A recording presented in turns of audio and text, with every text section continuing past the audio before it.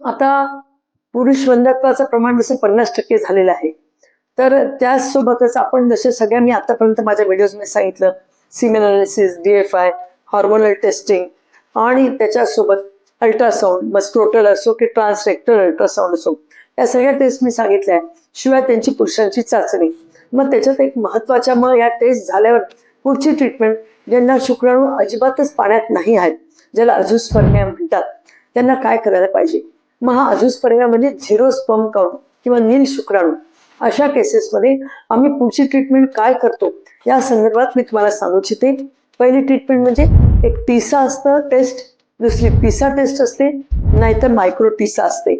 तर या टेस्ट कशा कुठल्या अनुषंगाने केल्या जातात, कुठल्या पेशंटमध्ये केल्या जातात हे तुम्हाला सांगू इच्छिते. तर टिसा ही टेस्ट ज्यांना की अडथळा आहे, म्हणजे ऑब्स्ट्रक्टिव्ह अझोस्पर्मिया आहे आणि शुक्राणू बाहेर निघत नाही, आणि पिसा पण त्याच्यासोबतच केल्या जाते. पिसा म्हणजे परक्युटेनियस स्पर्म एस्पिरेशन.